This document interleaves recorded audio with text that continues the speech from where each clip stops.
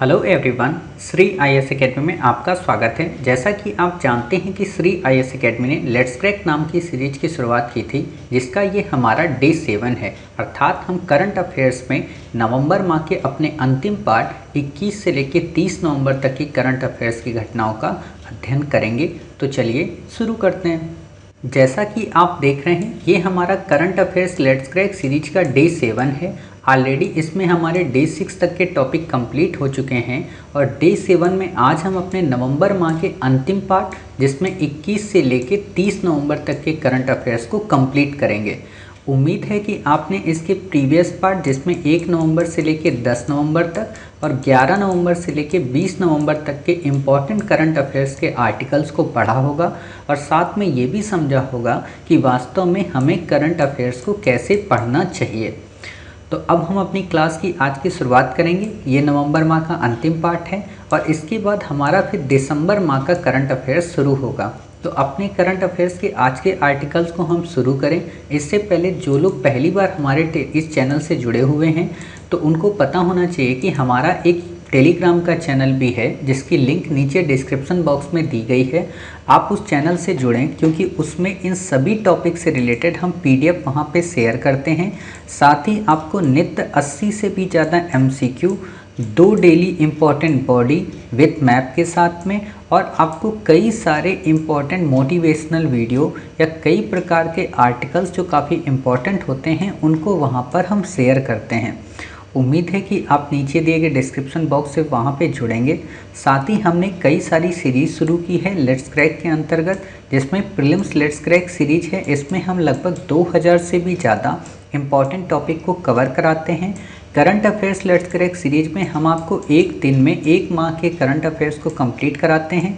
अर्थात हम आपको लगभग 36 मंथ के करंट अफेयर्स को कंप्लीट कराएंगे आपकी प्रीलिम्स की तैयारी के पहले, जो कि हमारी उम्मीद से 15 मई तक सारा कोर्स कंप्लीट हो जाएगा। प्रीलिम्स बैक ईयर में हम आपको विगत वर्षों के प्रश्नों को ट्रिक्स और टैक्टिक्स के माध्यम से कैसे सॉल्व करना चाहिए, ये चीज़ें बताते हैं। और सीसेट लेट्स क्रैक सीरीज के अंतर्गत हम आपको ये बताते हैं कि कैसे आपको कॉम्प्रीहेंशन को सॉल्व करना चाहिए, कैसे आपको मैथ के पोर्शन को कवर करना चाहिए और कैसे रीजनिंग में अपनी पकड़ को मजबूत करना चाहिए। इन सारी चीज़ों को हम काफ़ी बेसिक या कहें कि शून्य से पढ़ाते हैं। तो आप YouTube की प्लेलिस्ट में जाकर इन सभी वीडियोस को काफ़ी आसानी से देख सकते हैं और इनकी PDF आप हमारे टेलीग्राम चैनल से अवेल कर सकते हैं। उम्मीद है कि आप ये सारी सीरीज समझ गए होंगे। अगर फिर भी आपको ना समझ में आए तो आप YouTube की किसी भी प्लेलिस्ट में जाकर लेट्स क्रैक सीरीज का प्रोमो देख सकते हैं। वहाँ पे हमने काफ़ी गहनतापूर्वक इन सबको कंप्लीट कराया है। तो आज हम अपने आर्टिकल की शुरुआत करते हैं। हमारा जो पहला आर्टिकल है, सफाई मित्र सुरक्षा चैलेंज, आपसे बिल्कुल नहीं पूछेगा, तो इसलिए हमें इसे पढ़ने की ज़रूरत नहीं है। तो हम इसे नहीं पढ़ेंगे क्योंकि ज़रूरी ही नहीं है। फिर बात आता है वीरो वार्बलर क्या है? एक प्रकार की चिड़िया है, आपसे क्वेश्चन नहीं पूछेगा, तो इसलिए हमें इसे भी पढ़ने की ज़रूरत नहीं है। देखिए, हमने दे तो दिया है, ये सारे आर्टिकल्स लिख दिए हैं, बट हमें इसलिए लिख देते हैं क्योंकि आप में से कई सारे अभ्यर्थी क्या करते होंगे कि वो किसी न किसी कोचिंग संस्थान की करंट अफेयर्स की मैगज़ीन को अवेल करते होंगे, कोई ना कोई चैनल आप करंट अफेयर्स का देखते होंगे, तो वहाँ पे जब आपको ये आर्टिकल मिलता होगा तो आपको लगता होगा काफ़ी इम्पॉर्टेंट है, क्योंकि आपको तो नहीं पता ना कि कौन सी चीज़ इम्पॉर्टेंट है, कौन सी चीज़ नहीं इम्पॉर्टेंट है। सपोज़ कीजिए कि जैसे आप लोग जब चाय के बागान में कभी घूमने जाएंगे, तो चाय के बागान की खूबसूरती क्या है कि वहाँ पर दिखेंगी तो आपको सारी पत्तियाँ हरी हरी, कि इन सभी पत्तियों को हम तोड़ लें, लेकिन उन पत्तियों में भी किन पत्तियों को चुगना है, ये काम वास्तव में वहाँ का माली ही सही से कर पाता है। तो उसी चीज़ को हम आपके साथ करते हैं कि करंट अफेयर्स में जो यूपीएससी के लिए करंट अफेयर्स इंपॉर्टेंट है, ना कि पीसीएस के लिए, वो करंट अफेयर्स हम आपको यहाँ पे कंप्लीट कराते हैं। क्लियर? बाकी का करंट अफेयर्स तो आपको ज़रूरत भी नहीं, क्योंकि आप सब तो यूपीएससी का एग्ज़ाम देते हो। हाँ, जब इन फ्यूचर हम पीसीएस के संदर्भ में कोई इनिशिएटिव शुरू करेंगे तो हम आपको फिर ये बेसिक चीज़ें भी कंप्लीट कराएंगे। क्लियर? तो जब ज़रूरी नहीं तो इसको पढ़ें ही ना, हम क्यों अपना टाइम वेस्ट करें। और एक और बात, जब हम ये कह देते हैं ना ज़रूरी नहीं है, अगर इससे क्वेश्चन आ जाए तो आप मेरे से जो कंप्लेन करना है कर लेना। पहली बात आएगा नहीं, इतना 10 से 15 साल का अनुभव है कि जो चीज़ कह दिया वही आएगी, उसके बाहर कुछ नहीं आएगा, ठीक है। जीपीसी क्या है? जीपीसी काफ़ी इंपॉर्टेंट है, ग्लोबल एचआईवी प्रिवेंशन कोएलिशन है। इम्पॉर्टेंट इसमें क्या है? इसमें कोएलिशन इम्पॉर्टेंट नहीं है, एचआईवी इम्पॉर्टेंट है, क्लियर। यूएन के सदस्य कंट्रीज़ में मेंबर्स होते हैं, डोनर्स भी, सिविल सोसाइटी भी, ये सबके सब इसमें पार्टिसिपेट करते हैं, ठीक है। इम्पॉर्टेंट है एचआईवी। एचआईवी को समाप्त करने की बात की गई है 2030 तक, अर्थात WHO ने कहा है कि हम एड्स को 2030 तक पूरी दुनिया से समाप्त कर देंगे। एचआईवी है क्या? ये एक ह्यूमन इम्यून डिफिशियंसी वायरस है, मतलब ये वायरस से ये बीमारी जनित होती है, ना कि बैक्टीरिया ना कि फंगस से। इम्यून सिस्टम को काफ़ी लॉस करती है। पूरा नाम है एड्स, मतलब काफ़ी मात्रा बढ़ने पर acquired immune deficiency syndrome. Project sunrise Bharat में लॉन्च किया गया था, जो कि एचआईवी के केसेस को कम करेगा नॉर्थ ईस्ट में, क्लियर। तो आपसे क्वेश्चन पूछा जा सकता है तो आप बता देंगे।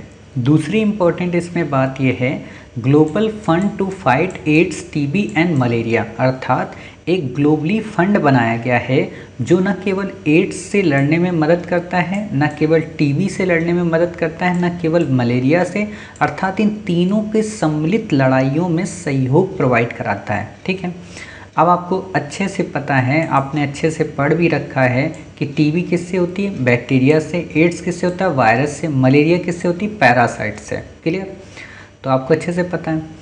चलिए अब हम देखते हैं अगला क्या है, ग्लोबल ब्राइबरी रिस्क मैट्रिक्स। आपसे बिल्कुल नहीं पूछेगा कि ग्लोबल ब्राइबरी रिस्क मैट्रिक्स क्या होता है, हमें पढ़ने की भी ज़रूरत नहीं है। इंडिया लग्जमबर्ग वर्चुअल समिट, आपसे ये तो नहीं पूछेगा कि इनका समिट कहाँ हुआ है, बट इम्पॉर्टेंट है लग्जमबर्ग की लोकेशन। तो ये है हमारा प्यारा भारत। प्यारा भारत से हम चले वेस्ट की ओर, और वेस्ट से चले हम कहाँ पे? यूरोप में। और यूरोप में हम जर्मनी के पास जब पहुँचे तो हमें लगा कि हम लग्जमबर्ग को देखेंगे। तो जब हम यहाँ पहुँच गए तो आप देखिए जर्मनी और फ्रांस के मध्य, यानी कि बेल्जियम, जर्मनी और फ्रांस के मध्य से, ये देखिए थोड़ा और ऊपर करें, ये जो कंट्री है ना बीच में, ये है आपकी लग्जमबर्ग, क्लियर। ये बेल्जियम है, ये लग्जमबर्ग है, ये जर्मनी है और ये फ्रेंच है, क्लियर। तो किससे? 3 देशों से सीमा लगती है, अर्थात आपको अगर क्वेश्चन दे देना कि लग्जमबर्ग की सीमा इंग्लिश चैनल से लगती है या नॉर्थ सी से लगती है या बाल्टिक सी से लगती है, तो ऑप्शन गलत हो जाएगा, ठीक है, क्योंकि ये एक लैंडलॉक कंट्री है, क्लियर। तो ये चीज़ें हो गई आपकी। अगला इसमें हम देखते हैं क्या है, ये आपका कुछ नहीं पूछेगा। डीम्ड फॉरेस्ट क्या है? डीम्ड फॉरेस्ट मतलब कि इसकी कोई परिभाषा नहीं है, आपसे बिल्कुल भी नहीं पूछेगा, ठीक है। तो ये आपको पढ़ने की ज़रूरत नहीं है। कैंपा एक्ट काफ़ी इंपॉर्टेंट है, उसे हम प्रीलिम्स लेट्स क्रैक सीरीज में कंप्लीट करेंगे। हालांकि अगर आपको करंट में ही कहीं दिख गया, शायद मई माह के करंट अफेयर्स में है, तो वहाँ पे हम कवर कराएंगे, और नहीं तो जब हम आपका 36 माह का करंट अफेयर्स कवर करा देंगे, और अगर हमारे पास टाइम बचेगा, हालांकि टाइम तो बहुत बचेगा क्योंकि हम 15 मई तक सब आपका कंप्लीट कर देंगे पूरी ये लेट्स क्रैक सीरीज, तो वहाँ पे हम आपको जो मिसलेनियस हैं उनको कवर कराएंगे, क्लियर। एपेक को देख लेते हैं, एशिया पैसिफिक इकोनॉमिक कॉपरेशन। आपको पता हो, हमने प्रीवियस पार्ट में आपको किसे पढ़ाया था? ईस्ट एशिया समिट को, क्लियर। और हमने उसमें आपको एक बात बता भी दी थी कि इंडिया ईस्ट एशिया समिट का तो मेंबर है, बट एपेक का मेंबर नहीं है। और यूपीएससी ने प्रीलिम में कई बार क्वेश्चन यही पूछा है कि इंडिया क्या एपेक का मेंबर है? तो इंडिया एपेक का मेंबर नहीं है, ठीक है, ये बात आपको याद रखनी है। और आप में से जो लोग हमारे टेलीग्राम चैनल से ना जुड़े हों, हम फिर से बता दे रहे हैं कि विथ मैपिंग कंट्री के साथ में एपेक नामक बॉडी के मैप को और इसके डिस्क्रिप्शन को हमने अपने चैनल में शेयर कर दिया है। न केवल एपेक को, आसियान को, एससीओ को, जीसीसी को, ठीक है, सार को, बिम्स्टेक को, मतलब जितने भी मोस्टली इम्पोर्टेंट ऑर्गेनाइजेशन हैं जिसमें इंडिया पार्टिसिपेट भी है या इंडिया उसमें ऑब्जर्वर स्टेटस है या इंडिया उसका मेंबर ही नहीं है, तो सब हम शेयर करते हैं। आप वहाँ पे जाकर देखिए। पूरा नाम है Asia Pacific economic cooperation. Simple सी बात है, ये एशिया पैसिफिक के कॉपरेशन से संबंधित है। अब बात आती है एशिया पैसिफिक है कहाँ पे, तो ये है वास्तव में एशिया का रीजन। ध्यान देना, ये पूरा रीजन है एशिया का और ये रीजन है आपका पैसिफिक का, क्लियर। ये प्रशांत महासागर है, तो यहाँ से जो कंट्री जुड़ते हैं ऐसे आप समझो, ऐसे कि नॉर्थ अमेरिका साउथ अमेरिका के कंट्री और यहाँ के जो साउथ ईस्ट एशिया के कंट्री, ये दोनों मिलकर बनाते हैं एपेक को। Clear. India south east Asia country में आता नहीं है, ठीक है, तो इसलिए इंडिया इसका मेंबर नहीं है। पैसिफिक रिम कंट्री इसके हिस्से होते हैं। 1989 में 21 कंट्री इसमें शामिल हैं। इंडिया इसका मेंबर नहीं है। हेडक्वार्टर इसका सिंगापुर में। इससे ज़्यादा आपको कुछ भी नहीं पढ़ना है। इंडो थाई कॉर्पेट आपसे बिल्कुल नहीं पूछेगा कि इंडो थाई कॉर्पेट क्या है। हाँ, एक काम हम ये कर सकते हैं, कुछ लोगों के मन में बड़ी जिज्ञासा रहती है कि सर अगर क्वेश्चन पूछ दिया यूपीएससी ने एक्सरसाइज को लेकर, तो जब हम आपका 1 मई से क्विक रिवीजन कराएंगे ना करंट अफेयर्स का, तो वहाँ पे हम आपको लिस्ट प्रोवाइड कराएंगे कि कौन कौन सी एक्सरसाइज पे क्वेश्चन पूछा जा सकता है। जैसे एक्सरसाइज मैत्री है, एक्सरसाइज सियाम है, क्लियर, एक्सरसाइज क्वाड है, मालाबार है, तो इन सब की हम लिस्ट प्रोवाइड करा देंगे। केवल आप उनको देख लेंगे, हालांकि आना नहीं है तो लिस्ट इम्पॉर्टेंट पे आप उसको रखिएगा, तो देख लेंगे तो काम चल जाएगा। ये नहीं फील होगा एग्ज़ाम हॉल में। होता क्या ना, एग्ज़ाम हॉल में जब आप जाते हैं तो उसके पहले कुछ मूर्ख टाइप के बच्चे अपनी कॉपियाँ लेके जाते हैं, ठीक है, नोट्स लेके जाएंगे, मैप की बुक लेके जाएंगे और वो वहीं पे बैठ के पढ़ रहे होते हैं और रट्टा मार रहे होते हैं इंडो थाईलैंड एक्सरसाइज। तो आपको अपने आप पे डाउट हो जाता है कि यार कहीं इस पे क्वेश्चन ना पूछ ले और मैंने तो पढ़ा नहीं, तो वो डाउट आपको ना रहे, इसलिए हम आपको पढ़ाएंगे। हालांकि आएगा नहीं, ये आप 100% मेरे से श्योर करवा लें, क्योंकि यूपीएससी एक्सरसाइज पे क्वेश्चन नहीं पूछती है, ठीक है। अब बात आती portal defence land management system, आपसे बिल्कुल नहीं पूछेगा, किसी भी तरीके का इम्पोर्टेंट नहीं है। IRNSS, यूपीएससी ने इस पे क्वेश्चन पूछ लिया है, तो अब आपसे क्वेश्चन पूछे, बिल्कुल मूर्खता वाली बात है, नहीं पूछेगा। क्या क्वेश्चन पूछा था आपसे? क्वेश्चन ये पूछा था कि IRNSS के अंतर्गत हमारे इसरो ने जो सैटेलाइट लॉन्च किए हैं, उनमें से सभी सैटेलाइट में से कितने सैटेलाइट जियो सिंक्रोनस ऑर्बिट में हैं और कितने जियो स्टेशनरी ऑर्बिट में हैं। अब कई सारे बच्चों के मन में तो खुशी हुई होगी कि सर हमको पता है जियो सिंक्रोनस क्या होता है और जियो स्टेशनरी ऑर्बिट क्या होता है, क्लियर। तो जिनको पता है कोई बात नहीं, जिनको नहीं पता है वो हमारी प्रीलिम्स लेट्स क्रैक सीरीज में जाकर देखें। वहाँ पर हमने आपको 3D मैपिंग के जरिए साइंस एंड टेक को पढ़ाया है, 3D एनिमेशन का हमने उपयोग किया है और काफ़ी अच्छे से हमने आपको बताया है कि जियो सिंक्रोनस क्या होता है और जियो स्टेशनरी ऑर्बिट क्या होता है, क्लियर। तो आप उन सारी चीज़ों को जाकर देखिएगा। हमने उसमें आपको ऐसे डायग्राम वगैरह बना के दिखाए हैं, ठीक है, एक शक्तिमान वाला हमने आपको डायग्राम बनाया है, तो आप वो जाकर देखिएगा, आपको पता चल जाएगा, ठीक है। तो यहाँ पे मुझे बताने की ज़रूरत है नहीं, और उस पर यही क्वेश्चन था कि 4 सैटेलाइट जियो सिंक्रोनस में हैं, 4 जियो स्टेशनरी में, और ऐसे उसने क्वेश्चन घुमा दिया था। तो आपको बस इतना ही अगर पता होता तो आपका ऑप्शन एलिमिनेट हो जाता, ठीक है। चलिए इसमें देखते हैं। पूरा नाम Indian regional navigation satellite system है। IMO ने अब एक्सेप्ट कर लिया, मतलब Indian meteorological organization, sorry international meteorological organization ने एक्सेप्ट कर लिया। भारत अब चौथा देश बन गया है। 1500 किलोमीटर की लोकेशन को कवर करता है। यहाँ पे क्वेश्चन क्या था? 15,000 किलोमीटर। एक तो ये गलती की थी, और आपको पता होना चाहिए, मैं जब आपको यूपीएससी में ट्रिक्स और टैक्टिक्स बताता हूँ कि बैक ईयर के क्वेश्चन को कैसे सॉल्व करना है, तो मैंने क्या बताया है कि उसमें आपको डिजिट जो देगा ना वो गलत दे देगा, ठीक है। तो डिजिट अगर आप यही से एलिमिनेट कर देते ना तो आपका आंसर आ जाता है, बट बच्चों को ट्रिक पता हो तब ना, तब वो अपना ज्ञान लगाते हैं, ज्ञान से क्वेश्चन होता नहीं है। देखो इसमें वही बात दी हुई है, हालांकि इंपॉर्टेंट नहीं है।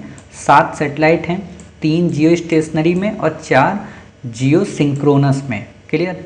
जियो स्टेशनरी ऑर्बिट का मतलब होता है अर्थ के इक्वेटर के पैरेलल, जबकि जियो सिंक्रोनस झुका हुआ रहता है। सिंपल सी बात है, ये वही बातें कह रहा है जो हम आपको बताना चाह रहे हैं। ऐसे मान लीजिए ये 2 आपकी अर्थ हैं, सॉरी हाँ ये 2 आपकी अर्थ हैं, ठीक है।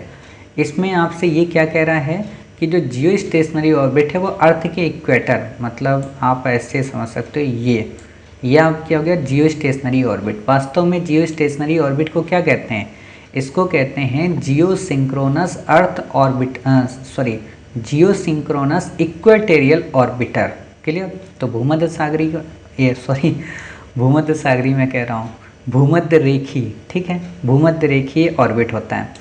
यहाँ पे मैंने आपको क्या था, जियो सिंक्रोनस, तो जियो सिंक्रोनस में क्या होता है, तो एक सॉरी ये बनेगा ही नहीं इसमें फिगर, इसको आप ऐसे समझो, ये एक तो ऐसे बनता है, ठीक है, और एक ये ऐसे, शक्तिमान वाला आप देखते हो ना कि ऐसे करके ऐसे बना दिया और ऐसे करके ऐसे बना दिया, तो ये होता है जियो सिंक्रोनस और ये होता है आपका जियो स्टेशनरी। बाकी आप वहीं पे देखेंगे तो और अच्छे से समझ में आएगा, ठीक है, क्योंकि हमने यहाँ पे उस चीज़ को यूज़ नहीं किया क्योंकि ऑलरेडी हम पढ़ा चुके हैं।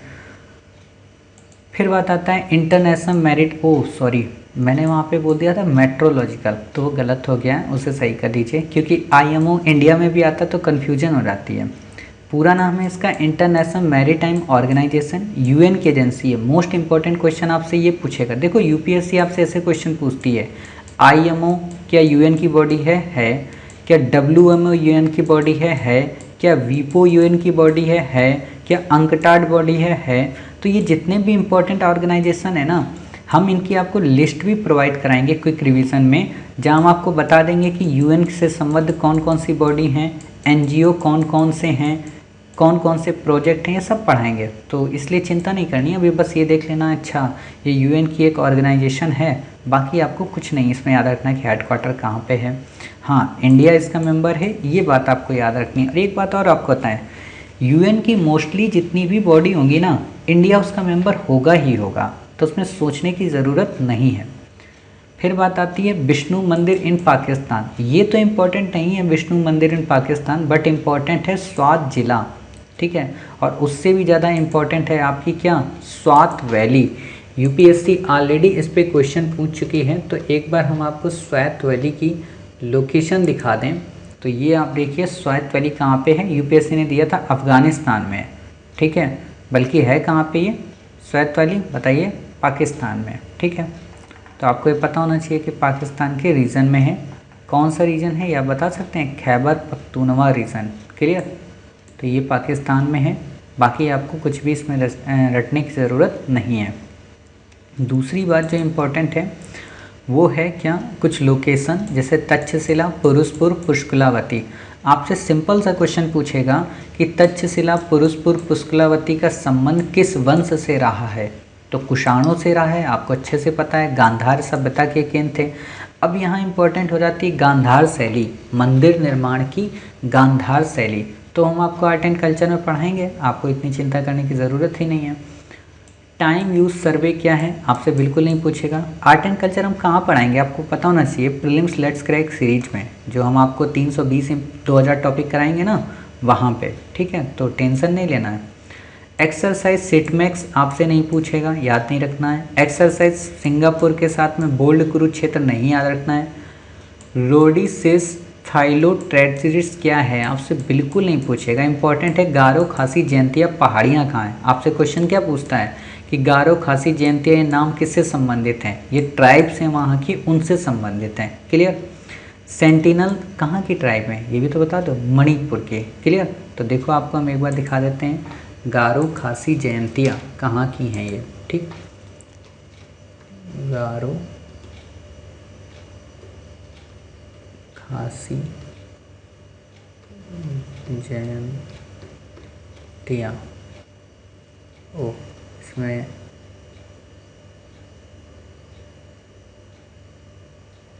गारो हिल्स आपको दिखाते हैं, देखो गारो हिल्स, मेघालय।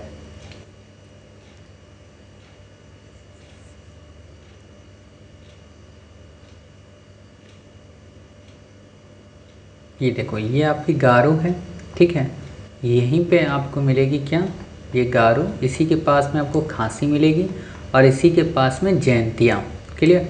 तो आपको पता होना चाहिए कि गारो खासी जयंतिया कहाँ पे हैं, ये मेघालय की पहाड़ियाँ हैं। सॉरी, ये शायद मैंने मणिपुर बोल दिया है, तो गलती हो गई, दिमाग में चलता कुछ और है और आ कुछ जाता है, खैर कोई बात नहीं, कोशिश करेंगे, ठीक है। तो आपसे क्वेश्चन क्या पूछा जा सकता है कि गारो खासी जयंतिया ये कहाँ की पहाड़ियाँ हैं, तो ये है मेघालय की, ठीक है, मणिपुर की नहीं है। मणिपुर क्योंकि यहाँ से थोड़ा दूर है, तो आप ऐसे देख सकते हो, देखिए खुद ही आपको पता चल जाएगा कि मणिपुर क्यों नहीं है। ये देखो ये आपकी लोकेशन, हम इसको सही कर रहे हैं, सही हो जाओ भाई, ये देखिए, ये गारो है, ठीक। ये देखिए मेघालय, ठीक है। मणिपुर आपका यहाँ पे रीजन लगता है, तो इसलिए मणिपुर की नहीं है, ये गारो खासी जयंतिया मेघालय की पहाड़ियाँ, ठीक है। और इनका नाम ऐसा क्यों पड़ता है, क्योंकि ये ट्राइब्स हैं यहाँ की, इसलिए इनका नाम पड़ता है गारो खासी जयंतिया के कारण। क्लियर। तो बाकी हमें यहाँ पे कुछ भी नहीं पढ़ना है। चलिए आगे देखते हैं क्या है। स्पेस एक्स ने लॉन्च किया है, आपसे कुछ नहीं पूछेगा। सेंटिनल-6 सैटेलाइट कहाँ का है, कोपरनिकस प्रोग्राम के अंतर्गत आता है, ईयू का प्रोग्राम है। इम्पॉर्टेंट बस ये कोपरनिकस प्रोग्राम, कोपरनिकस किसका प्रोग्राम है आप ये बता सकते हैं, ये ईयू का प्रोग्राम है, यानी कि यूरोपियन यूनियन का, ठीक है। इसे स्पेस एक्स ने लॉन्च किया। ऑलरेडी हमने अपने प्रीवियस पार्ट में पढ़ा था, स्पेस एक्स एक प्राइवेट एजेंसी है एलॉन मस्क की। बाकी आपसे कुछ नहीं पूछेगा। G20 पे यूपीएससी ने क्वेश्चन पूछ लिया, अब आपसे क्वेश्चन नहीं पूछेगा। One health global leaders group on anti microbial resistance, आपसे इस पे क्वेश्चन नहीं पूछेगा, इसलिए हमें इसको याद रखने की ज़रूरत नहीं है, ठीक है।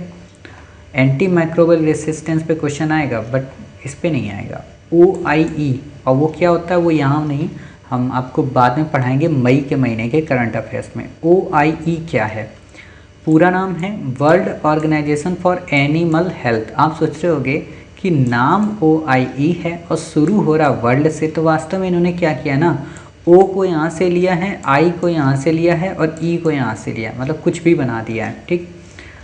तो ये है इंटर गवर्नमेंटल ऑर्गेनाइजेशन, 1924 में बना था, 182 कंट्री हैं। बाकी आपसे इस पर क्वेश्चन नहीं आएगा, नहीं याद रखना है, बेकार है, फालतू का। फिर आता है CEFPPC, आपसे बिल्कुल नहीं पूछेगा ये क्या होता है। देखिए क्या है ना कि नवंबर माह के में करंट अफेयर्स इतने इंपॉर्टेंट रहे नहीं है, क्योंकि घटनाएं इतनी घटी नहीं, और कोरोना के टाइम पीरियड में आपको अच्छे से पता है घटनाएं उतनी घटी नहीं है, तो इसलिए करंट अफेयर्स काफ़ी कम हो गया। और इसीलिए आप देखिएगा कि यूपीएससी ने 2020 के अपने प्रीलिम्स के पेपर में करंट से क्वेश्चन भी काफ़ी कम पूछे थे, ठीक है। फिर आता है फ्रंटियर हाईवे प्रोजेक्ट, आपसे बिल्कुल नहीं पूछेगा, बस इतना पता होना चाहिए कि दिबांग वाइल्ड लाइफ सेंचुरी कहाँ है, अरुणाचल प्रदेश में। अच्छा ये होता कुनो पालपुर कहाँ पे है, MP में, मैंने पढ़ाया था ना इसलिए उसमें। चलिए कोई बात नहीं, इतनी चीज़ें आपको पता होनी चाहिए। फिर बात आती है चंगाई 5 प्रोब्स, इतना बस पता हो कि चंगाई 5 प्रोब क्या है, लूनर सैंपल रिटर्न मिशन है चाइना का। क्लियर। और एक और बात बताइए, आपने चाइना का एक सुपर कंप्यूटर पढ़ा था, क्या नाम था उसका, तियानवेन। क्लियर। और इंडिया का क्या था, परम शक्ति, प्रत्यूष और मिहिर, ठीक है। बाकी आपको कुछ भी नहीं पढ़ना है।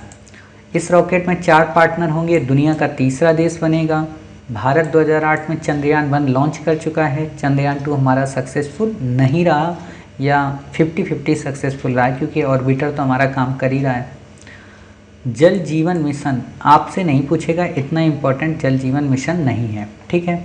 हाँ ये बस एक चीज़ इम्पोर्टेंट है यहाँ पे, वो क्या कि जल से संबंधित कुछ टेक्नोलॉजी है, मतलब जल को प्योरीफाई करने के लिए। एक है प्रेस्टो ऑनलाइन क्लोरीनेटर, ठीक है। दूसरा जोकासू तकनीक, ठीक है। तीसरा है FBTEC, FBTech। मतलब आपसे क्वेश्चन क्या पूछेगा, हाल ही में चर्चा में रही जोकासू तकनीक का संबंध किससे है, तो जल संरक्षण से है या जल को शोधन से है, बस इससे ज़्यादा आपसे नहीं क्वेश्चन पूछेगा, तो आपको इतना याद रखना है। ये एफटेक वगैरह कुछ नहीं पूछेगा। उमंग इंटरनेशनल क्या है, आपसे क्वेश्चन नहीं पूछेगा कि उमंग इंटरनेशनल क्या है, हमें बताइए, बिल्कुल भी नहीं आएगा। साइक्लोन निवार, साइक्लोन निवार आपसे तो क्वेश्चन नहीं पूछेगा, बट आपसे क्वेश्चन साइक्लोन पे जरूर आएगा, उसे हम अपनी ज्योग्राफी की क्लास में कवर करेंगे, यानी कि प्रीलिम्स लेट्स क्रैक सीरीज में कवर करेंगे। क्लियर। अब काफ़ी इम्पोर्टेंट है गुरु तेग बहादुर जी, खासतौर पर उन बच्चों के लिए जो लोग इस समय मुखर्जी नगर के GTB नगर में रहते होंगे, मतलब मुखर्जी नगर को ही GTB नगर के नाम से संबोधित किया जाता है। GTB मेट्रो स्टेशन शायद वहाँ पे आता है आपका, विधान दिल्ली यूनिवर्सिटी के बाद। तो जो लोग वहाँ पे रहते हैं उनके लिए काफ़ी इंपॉर्टेंट है, क्योंकि कभी भी आपसे क्वेश्चन पूछा जा सकता है इंटरव्यू में GTB में, मतलब गुरु तेग बहादुर को लेकर। क्लियर। तो एक बार देख लीजिए गुरु तेग बहादुर साहब हैं कौन। 1621 से 1675 में इनका जन्म था, मतलब गुरु थे 9वें सिख धर्म में। तो अब आप बताइए 1621 से 1675 क्या इस समय अकबर था, तो नहीं था, तो अकबर के भी ये समकालीन नहीं थे, हुमायूं के भी समकालीन नहीं थे और बाबर के भी समकालीन नहीं थे। मोस्ट इम्पॉर्टेंट तो आपको ये याद रखना है क्योंकि आपसे ना तो शाहजहां पूछेगा, ना तो जहांगीर पूछेगा, ना औरंगजेब पूछेगा, ये नहीं पूछता है क्वेश्चन में, ठीक है। तो इतनी चीज़ें आपको पता हैं। त्यागमल इनका पहले नाम था, ये आपसे नहीं पूछेगा। तेग बहादुर नाम हरगोविंद जी ने दिया था, आपसे नहीं पूछेगा। इन्होंने सिटी ऑफ आनंदपुर साहिब को बसाया था, इस पे क्वेश्चन पूछेगा कि सिटी ऑफ आनंदपुर साहिब को किसने बसाया था, तो बता सकते हो। गुरु गोविंद सिंह जी ने खालसा पंथ की स्थापना की थी, ये भी इम्पोर्टेंट बात है, आपको घुमा देगा कि गुरु तेग बहादुर ने खालसा पंथ की स्थापना की थी तो गलत हो जाएगा। इनकी 100 से भी ज़्यादा कविताएं गुरु ग्रंथ साहिब में संकलित हैं। कश्मीरी पंडित का इस्लाम में धर्मांतरण का विरोध किया था, मतलब कश्मीर में जो ब्राह्मण रहते थे उनको जबरन इस्लाम में कन्वर्ट किया जा रहा था वहाँ के लोकल लोगों के द्वारा, तो इसका इन्होंने विरोध किया था। औरंगजेब ने इनकी हत्या करवा दी थी 1675 में, क्लियर, बाकी आपको नहीं याद रखना है।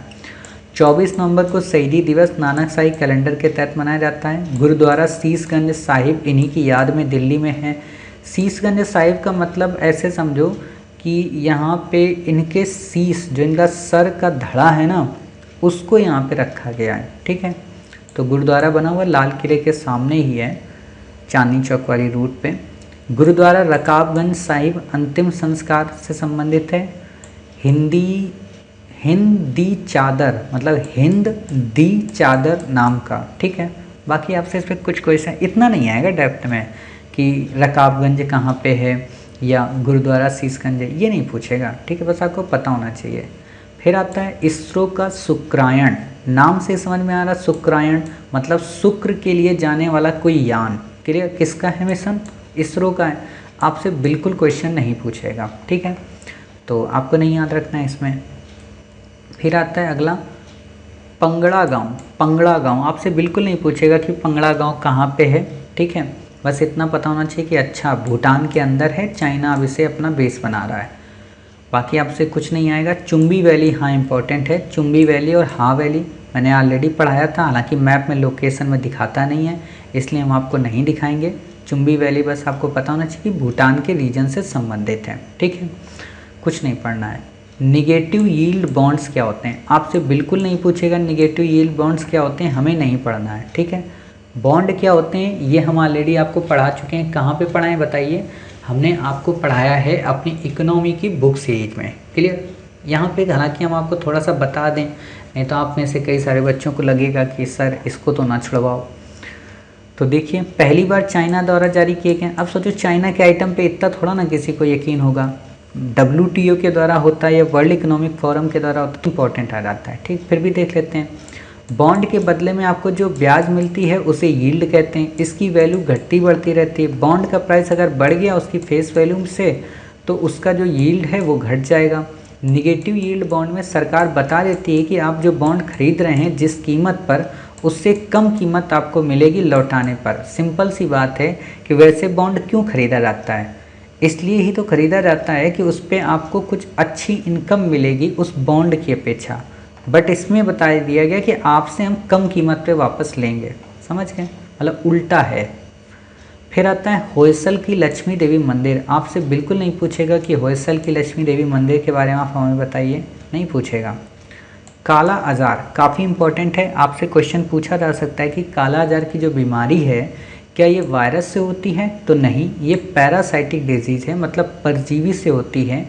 पर्सन की मृत्यु भी हो जाती है, इंटरनल ऑर्गन्स को डैमेज कर देता है, इन्फेक्टेड फीमेल सैंड फ्लाइज से मानव में फैल जाती है। कई अन्य नाम हैं इसके। पहली ओरल ड्रग मिल्टाफोशिन काफ़ी कारगर रही है। WHO का टारगेट है कि साउथ ईस्ट एशिया से इसे हम 2023 तक समाप्त कर दें। आपसे इतना नहीं पूछेगा, बस एक तो ये पूछेगा इससे व्यक्ति की मृत्यु नहीं होती, एक तो ये क्वेश्चन पूछेगा, दूसरा कि ये पैरासाइटिक डिजीज़ है, बस इससे ज़्यादा आपसे नहीं पूछने वाला। फिर आता है लचित बोरफुकन क्या है, आपसे क्वेश्चन नहीं पूछेगा, आपको पढ़ने की ज़रूरत नहीं है। पोषण अभियान, UPSC ने ऑलरेडी पोषण अभियान पे क्वेश्चन पूछ लिया है, बट फिर भी एक बार हम देख लेते हैं क्या है। 2018 में लॉन्च किया गया ministry women and child development के द्वारा। पर्पस माल न्यूट्रिशन को कम करने के लिए, 6% स्टंटिंग और वेस्टिंग को कम करना 2022 तक, 9% तक एनीमिया को कम करना। ऑलरेडी हमने एनीमिया के बारे में बताया था कि वुमेंस में खून की कमी हो जाती है तो उसे एनीमिया कहते हैं। स्टंटिंग और वेस्टिंग को भी हमने बताया था कि उम्र लंबाई के हिसाब से व्यक्ति का वेट कम होना, ठीक है, और वेट के हिसाब से किसी व्यक्ति की लंबाई कम होना, ये सारी चीज़ें हमने बताई थी। आपसे नहीं पूछेगा। साउथ एशियन यूनिवर्सिटी आपसे बिल्कुल नहीं पूछेगा कि साउथ एशियन यूनिवर्सिटी क्या है, ठीक है। सार्क पे जरूर क्वेश्चन आएगा तो वो हम पढ़ेंगे। सर छोटू राम, वैसे इस पे क्वेश्चन आएगा नहीं सर छोटू राम पे, फिर भी आप देख लीजिए कि प्रोमिनेंट पॉलिटिकल लीडर थे पंजाब प्रांत के, नेशनल यूनिस्ट पार्टी के को फाउंडर थे। नेशनल यूनिस्ट पार्टी की खास बात क्या है कि ये हमेशा भारत सरकार के विरोध में रही है, मतलब नेशनल पार्टी के कांग्रेस के विरोध में, जैसे भारत छोड़ो आंदोलन का विरोध किया था, तो ऐसा समझ सकते हो आप। दीन बंधु नाम से इन्हें जाना जाता था। 2 कृषि कानून भी इन्होंने पारित कराए, वो आपसे नहीं पूछेगा, ठीक। MQ-9B सी गार्जियन क्या है? ये ड्रोन है अमेरिका का, बस इतना पता हो, बाकी कुछ नहीं पता करना है। मेगा फूड पार्क पे आपसे क्वेश्चन नहीं पूछेगा, इतना जरूर पूछेगा मेगा फूड पार्क के क्या क्या उपयोग हैं, तो काफ़ी सारे उपयोग हो सकते हैं, वो आपको सोचने की ज़रूरत है नहीं। Essential services maintenance act important है लेकिन इतना भी ज़्यादा नहीं, देख लेते हैं। एक प्रकार का कानून है, 1968 में पहली बार बनाया गया था। पर्पस था कि ensure the delivery of certain services. होता क्या ना कि कई बार कई सारी जो गुड्स होते हैं उनकी डिलीवरी को रोक दिया जाता है या उनकी ब्लैक मनी की जाती है, ब्लैक मार्केटिंग की जाती है, तो उसी से संबंधित है ये। हड़ताल नहीं की जा सकती, समवर्ती सूची के अंतर्गत आता है। इम्प्लीमेंटेशन स्टेट गवर्नमेंट्स होती हैं, वो डिसाइड करती हैं, और स्टेट गवर्नमेंट ही अपने हिसाब से लॉ को इन्फोर्स करती हैं। क्लियर कि किन किन वस्तुओं को हम इसेंशियल सर्विसेज में डालेंगे, ठीक। फिर आता है एम डॉर्फ स्टार्स, आपसे बिल्कुल नहीं पूछेगा कि एम डॉर्फ स्टार्स क्या है, आपको याद रखने की ज़रूरत नहीं है। डेजेलाइनेशन प्लांट क्या है, आपसे बिल्कुल नहीं पूछेगा कि डेजेलाइनेशन प्लांट क्या है। सैनिटेशन एंड हाइजीन फंड आपसे बिल्कुल नहीं पूछेगा किसको दिया गया है। SDG investor map for India, SDG investor map for India आपसे बिल्कुल नहीं पूछेगा क्योंकि इन्वेस्ट से संबंधित है, तो आपको नहीं पढ़ना है, ठीक है। National portal for transgender persons आपसे बिल्कुल नहीं पूछेगा। देखो ये सब फालतू की चीज़ें हैं, पढ़ना नहीं है, आपको क्वेश्चन आएगा ही नहीं, क्यों अपना टाइम वेस्ट करें। गरिमा गृह, नाम से ही समझ में आ रहा है, गरिमा है तो कोई लेडी का नाम होगा, ठीक है। तो ये बिल्कुल वही है कि गुजरात के बड़ोदरा में शेल्टर होम बनाया गया है, लक्ष्य ट्रस्ट के साथ पार्टनरशिप है, यहाँ ट्रांसजेंडर पर्सन को रिहेबिलिट किया जाएगा। आपसे क्वेश्चन नहीं पूछेगा तो हमें नहीं पढ़ना है। Information management and analytics centre आपसे क्वेश्चन नहीं पूछेगा, आपको नहीं पढ़ना है, ठीक है। क्या होता है आपको नहीं पढ़ना है।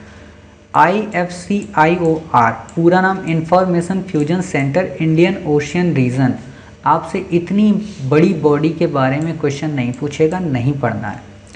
वाइट शिपिंग एग्रीमेंट क्या होता है, ये बस 1-2 चीज़ें देख लेनी है इसमें कि वाइट शिपिंग का मतलब होता है commercial non military merchant vessels, मतलब जो मिलिट्री वाले व्हीकल्स नहीं होते या वेसल्स नहीं होते, एक तरीके के पानी वाले जहाज, जो व्यापारिक जहाज होते हैं ना, उनको कहते हैं white shipping agreement. Clear. Grey colour military के वेसल्स होते हैं जो ग्रे कलर के होते हैं, ब्लैक कलर वाले जो होंगे वो इलीगल शिप्स होंगे, ठीक। इससे ज़्यादा आपको नहीं पढ़ना है। पीलीभीत टाइगर रिजर्व इंपॉर्टेंट है, कहाँ पे पीलीभीत बताइए, उत्तर प्रदेश में है, तो इससे ज़्यादा तो आपको सोचना नहीं। दूसरी बात क्या है कि T/2 अवार्ड मिला है, मतलब टाइगर की संख्या डबल करने वाला। 4 वर्ष में टाइगर की संख्या को इसने डबल कर लिया है, ठीक है। और वैसे किसने डबल किया अभी तक, नेपाल ने, ठीक। अब TX/2 प्रोग्राम है क्या, ऑलरेडी हम कई बार आपको पढ़ा चुके हैं। वर्ल्ड वाइल्ड लाइफ फाउंडेशन के द्वारा 2010 में किया गया। सेंट पीटर्सबर्ग डिक्लेरेशन रसिया में हुई थी। 13 टाइगर रेंज कंट्री आते हैं, 2022 तक टाइगर की संख्या को डबल करना है। 13 टाइगर रेंज कंट्री हैं Bharat, Bangladesh, Bhutan, Nepal, China, Cambodia, Myanmar, Thailand, Russia, Indonesia, लाओ, PDR, मलेशिया और वियतनाम, यानी कि पाकिस्तान, अफगानिस्तान, ये कंट्री, इसमें कोई भी, श्रीलंका, ये सब पार्टिसिपेट नहीं करते। क्लियर। तो आप इतनी चीज़ें बस समझ सकते हैं, इससे ज़्यादा आपको इसमें कुछ भी समझने की ज़रूरत है नहीं। पीलीभीत टाइगर रिजर्व लखीमपुर खीरी उत्तर प्रदेश में है। शारदा व खाखरा नदी के सीमा दक्षिण से लगती है, तो आपसे नहीं पूछेगा। आपको ये नहीं पढ़ना है। हाँ, अन्य उत्तर प्रदेश के जो कंजर्वेशन एरिया वो देख लीजिए, दुधवा नेशनल पार्क, कटारनिया घाट, चंबल वाइल्ड लाइफ सेंचुरी और सूर सरोवर। सूर सरोवर हमने आपको प्रीवियस पार्ट में पढ़ाया था, चंबल हमने आपको बहुत पहले मई के महीने में पढ़ाया था, और कटारनिया घाट भी हमने आपको मई में ही पढ़ाया था, और दुधवा के बारे में हमने आपको जुलाई के करंट अफेयर्स में पढ़ाया था। उम्मीद है आपको अब ये चीज़ें दिखाने की ज़रूरत है नहीं, ठीक है। तो बाकी यहाँ पे कुछ भी नहीं पढ़ना है। प्रोजेक्ट टाइगर क्या है, ऑलरेडी आपको पता है कि प्रोजेक्ट टाइगर 1973 में शुरू हुआ था और प्रोजेक्ट एलिफेंट 1992 में। क्लियर, तो ज़्यादा इसमें देखना नहीं है और ना ज़्यादा अपने आप को डिस्टर्ब करना है। अब 50 के 50 टाइगर रिजर्व आप याद तो रख नहीं सकते, तो नहीं रखना है। NTCA national tiger conservation authority है, ये क्या है, ये 4 वर्ष में अपनी रिपोर्ट जारी करती है। साथ ही इसके हेड कौन होते हैं बताइए, इन्वायरमेंट मिनिस्टर होते हैं, ठीक, ना कि PM। प्रगति क्या है, UPSC ऑलरेडी क्वेश्चन पूछ चुकी है कि प्रगति क्या है, तो एक तरीके का पोर्टल है proactive governance and timely implementation का मल्टीपर्पज़ इंटरेक्टिव ICT, मतलब इंफॉर्मेशन कम्युनिकेशन एंड टेक्नोलॉजी का एक प्लेटफॉर्म है। PM के द्वारा इसे चेयर्ड किया जाता है, ठीक है। लोगों की समस्याओं को सुनना, आप देखते होगे ना मोदी जी हमेशा इंटरेक्ट करते हैं, अभी कुछ दिनों के अंदर करने ही वाले हैं इंटरेक्ट, ठीक, तो वैसे ही इंटरेक्ट करते हैं। 3 टियर सिस्टम है, PMO आता है, संघ सरकार के सचिव आते हैं, राज्यों के चीफ सचिव आते हैं। आपसे नहीं पूछेगा, नहीं पढ़ना है। री इन्वेस्ट 2020 आपसे बिल्कुल नहीं पूछेगा, हमें नहीं पढ़ना है। देखो रोज़ मीटिंग होती हैं, तो इन सभी मीटिंग को थोड़ा ना आप याद रखोगे, ठीक। अब ये पोर्टल तो इम्पोर्टेंट नहीं है, बट इसकी जो रिपोर्ट आती है वो इम्पोर्टेंट है। Climate change knowledge portal important नहीं है, ठीक है। Climate change performance index important है, ठीक, जर्मन वॉच के द्वारा जो जारी किया जाता है। तो आपको ये नहीं याद रखना है, आपसे क्वेश्चन नहीं पूछेगा, ठीक है। 8 मेजर कंपोनेंट्स क्या हैं, कुछ नहीं आएगा। ब्लूम ऑफ नेटुकुला सिंकिन टलांस क्या है, आपसे नहीं पूछेगा, नहीं पढ़ना है। बायोल्यूमिनेसेंस क्या है, एक प्रकार का गुण होता है, आपसे बिल्कुल नहीं पूछेगा। ब्रेन फिंगरप्रिंटिंग क्या है, आपसे बिल्कुल नहीं पूछेगा। हाँ, एक क्वेश्चन जरूर पूछेगा कि ब्रेन फिंगरप्रिंटिंग के क्या क्या फ़ायदे हो सकते हैं, ठीक है। तो इस पे आपसे क्वेश्चन पूछेगा कि इससे हमें बीमारियों का पता चलेगा, मानव निर्माण के जीन का संबंध पता चलेगा, तो आप सारे उसमें विकल्प सही करके आएंगे, ठीक है। बाकी उस पर कुछ नहीं करना है। सहतूत डैम आपसे नहीं पूछेगा, सहतूत डैम कहाँ पे है, ठीक। आपको बस पता होना चाहिए कि हाँ अफ़गानिस्तान के रीजन में है, और अफ़गानिस्तान क्या है, एक लैंड लॉक कंट्री है, वहाँ पे काबुल नामक एक प्रांत है। बाकी कुछ नहीं पढ़ना है, ठीक। फिर आता है anti defection law. Already UPSC ने कई बार क्वेश्चन पूछा है कि दल बदल कानून किस अनुसूची में है, क्या इसकी न्यायिक समीक्षा हो सकती है, तो न्यायिक समीक्षा भी हो सकती है, 10वीं अनुसूची में भी है, और 52वें संविधान संशोधन के माध्यम से भी आया। बाकी इसको हम डिटेल में प्रीलिम्स लेट्स क्रैक सीरीज में पॉलिटी के टॉपिक पे कवर करेंगे, आपको चिंता करने की ज़रूरत नहीं है। अब यहाँ पे बस ये देख लो थोड़ा सा कि आखिरकार कौन दल बदल के अंतर्गत शामिल होता है और कौन नहीं होता है। 3 टाइप के मेंबर होते हैं, members elected from parties ticket, independent MLAs and nominated. Clear, तो क्या छूट है इसमें, अगर कोई पार्टी का दल किसी दूसरी पार्टी के दल में मर्ज हो जाए तो दल बदल नहीं होगा। नई राजनीतिक पार्टी में भी अयोग्य रहेंगे। क्लियर, अकेले ग्रुप में भी रह जाते हैं, मतलब क्या है, यहाँ पे कुछ गड़बड़ हुई है। अगर कोई पार्टी का दल किसी दूसरी पार्टी के दल में मर्ज हो जाए, नई राजनीतिक पार्टी में भी अयोग्य रहेंगे। सिंपल सी बात है कि अगर किसी उसमें मर्ज हो जाता है तो कोई दिक्कत नहीं, लेकिन अगर कोई नई पॉलिटिकल पार्टी बनती है तो उसमें वो अयोग्य होंगे। अकेले ग्रुप में भी रह सकते हैं, ये तभी काम करेगा जब 2/3 मेंबर्स पार्टी की अनुमति के बाद ही किसी दूसरी पार्टी में मर्ज करें। आपको अच्छे से पता होना चाहिए कि जब महाराष्ट्र में सरकार बनी थी देवेंद्र फडणवीस साहब की 24 घंटे की सरकार, तो उसमें यही हुआ था कि अजीत पवार क्या थे कि पार्टी को तोड़ कर चले गए थे, बट वही है कि फिर वापस आ गए, तो इसलिए उसमें हुआ नहीं। क्रॉस वोटिंग में डिसक्वालीफाइड नहीं होते, 2 केसेस पार्टी से पहले अनुमति ले रखी हो, ठीक है, 15 दिनों के बाद पार्टी द्वारा उस सदस्य को कंडम्ड कर दिया जाए। आपसे देखो ये क्वेश्चन इतने डेप्थ में नहीं आते हैं, ठीक है, आपको इतना डेप्थ में नहीं पढ़ना है, तो आपको इसमें कुछ भी याद रखने की ज़रूरत नहीं है, ये फालतू की चीज़ें हैं, आपसे नहीं पूछेगा क्योंकि आर्टिकल छपा था तो इसलिए हमने बता दिया। अब बात आती गीता क्या है। गीता लड़की का ही नाम होगा, हालांकि इसमें लड़की का नाम नहीं है। Global innovation and technology alliance, नाम से ही समझ में आ रहा है कि इनोवेशन एंड टेक्नोलॉजी से संबंधित है, इसलिए आपको भी याद रखने की ज़रूरत नहीं है, ठीक है। तो इस तरीके से आपने देखा कि इस महीने के करंट अफेयर्स में शायद हमने सबसे कम करंट अफेयर्स को कंप्लीट किया है। क्यों? क्योंकि ऑलरेडी इसमें काफ़ी सारे जो करंट के आर्टिकल्स थे वो नॉन इम्पॉर्टेंट थे, मतलब वो इम्पॉर्टेंट ही नहीं थे। अब आपको अगर अपना समय वेस्ट करना है, आपके पास समय काफ़ी ज़्यादा है, तो जो आर्टिकल्स हमने कटवा दिए हैं आप उनको पढ़िएगा, लेकिन कोई फ़ायदा नहीं है। यूपीएससी आपसे क्वेश्चन ऐसे नहीं पूछती है। देखो, आप हमेशा जब पढ़ाई किया करो ना, तो एक ही उद्देश्य से किया करो कि आखिरकार यूपीएससी क्या पूछती है। सिंपल सी बात है, ख़राब सा एग्जाम्पल है, बट फिर भी समझो, क्योंकि आपको यही भाषा समझ में आएगी। सपोज़ कीजिए कि मान लीजिए आपको किसी से इश्क हुआ, ठीक, पहली बार किसी से इश्क हुआ, पहली बार ही होता है। और जिस नायक या नायिका से आपको हुआ और उस नायक ने अगर आपसे कहा कि तुम ऐसे कपड़े मत पहना करो, तो आप नहीं पहनोगी ना।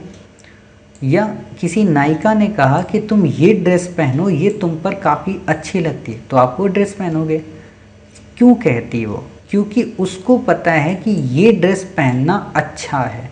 आपको पता है कि ये ड्रेस वो नहीं पहनेगी तो अच्छा है। समझना यहाँ पे, क्योंकि वो जानती है, समझना कि वो उसके मन को क्या संतुष्ट कर रहा। उसी तरीके से यूपीएससी आपसे क्या पूछेगी, क्या नहीं पूछेगी, क्या चीज़ पढ़ने को कहेगी, क्या चीज़ नहीं पढ़ने को कहेगी, ये हम जानते हैं। क्लियर? आप कह सकते हो कि यूपीएससी को हमने प्रपोज कर रखा है कि साहब आप जो कहेंगे हम वो करेंगे। और ये हम इसलिए नहीं कहते हैं कि हमने आपको बस बता दिया कि यूपीएससी नहीं पूछेगी। इसके पीछे आपको लगता ज़रूर होगा कि हमें नैनो सेकेंड से भी कम का सेकेंड लगता है ये कहने में कि ये आर्टिकल नहीं आएगा, बट इसके पीछे आप यकीन नहीं मानेंगे, लगभग 12 से 13 वर्षों की मेहनत का परिणाम है। तब हम जाकर इस चीज़ को अच्छे से बता पाते हैं, क्योंकि हमने इसी चीज़ पर सबसे ज़्यादा एनालिसिस किया कि आखिरकार यूपीएससी क्या पूछती है और क्या नहीं पूछती है।